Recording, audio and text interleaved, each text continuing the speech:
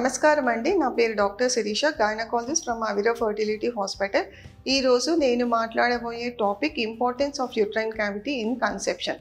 So గర్భసంచి లోపల cavity అనేది మనకి నార్మల్గా ఇన్వర్టెడ్ పియర్ షేప్లో ఉంటుంది. సో ఇలాంటి ఈ క్యావిటీ కనుక డిస్టర్బ్ అయితే మనకి ఎంబ్రియో ఇంప్లాంటేషన్కి ఎంబ్రియో అతుక్కోవడానికి ప్రాబ్లం ఉంటుంది. తర్వాత ఉండేసేసి ఎంబ్రియో అతుక్కున్నా కానీ అది అబార్షన్ అయ్యే ఛాన్సెస్ ఉంటుంది. ఒకవేళ ఉండేసేసి ఒక 3 months అలా ఉన్నా కానీ ప్రీటర్మ్ లేబర్ అంటే నెలలు నిండక ముందే డెలివరీ అయ్యే అవకాశాలు ఉంటాయండి.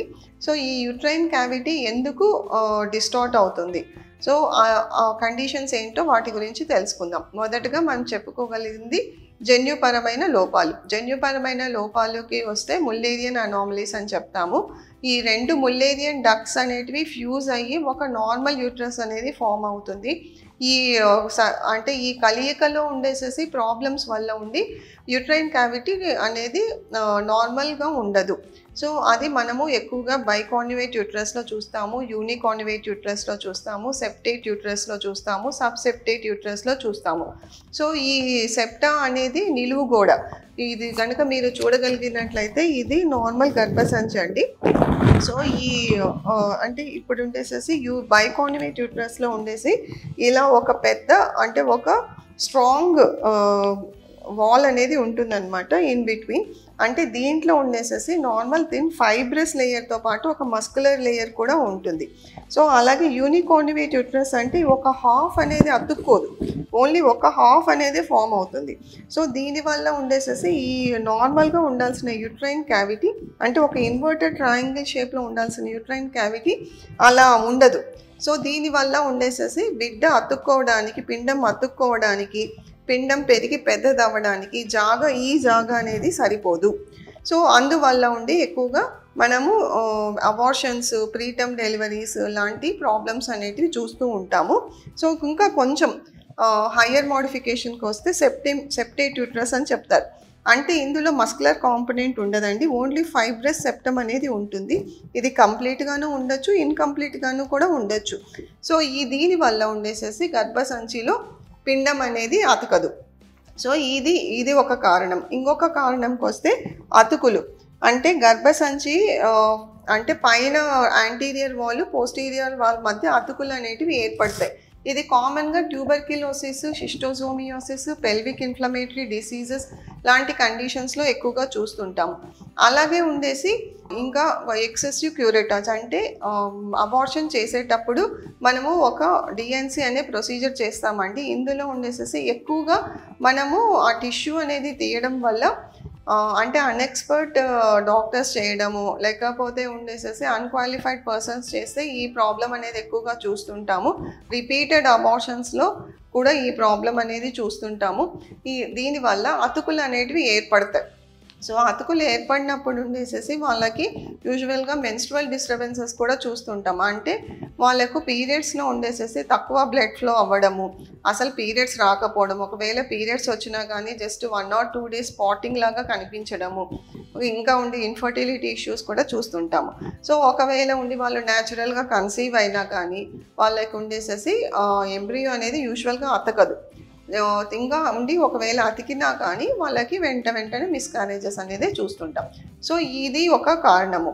సో ఇలాంటి ప్రాబ్లమ్స్ని మనం ఎలా గుర్తించాలి? మనకి మోస్ట్ కామన్ అవైలబిలిటీ ఉండేసి ట్రాన్స్వజైనల్ అల్ట్రాసౌండ్.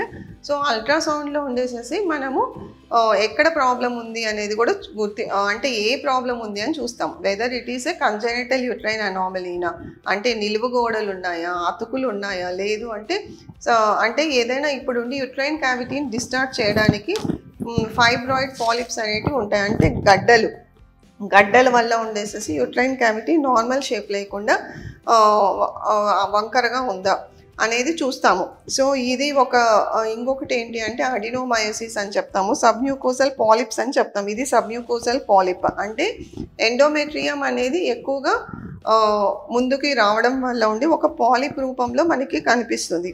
ఇంకొకటి సబ్మ్యూకోసల్ ఫైబ్రాయిడ్ కానీ ఇంట్రామ్యూరల్ ఫైబ్రాయిడ్ కానీ, అంటే ఈ ఫైబ్రాయిడ్ అనేది కొంచెం పెద్ద సైజులో ఉన్నప్పుడు క్యావిటీ లోపలికి చొచ్చుకొని పోయి క్యావిటీని డిస్టర్బ్ చేస్తుంది, ఉండాల్సిన రీతిలో ఉండనివ్వదు. సో ఇది ఒక కారణము. ఇంకొక కారణము అడినోమయోసిస్, ఈ మధ్య కాలంలో ఎక్కువగా చూస్తున్న కారణం.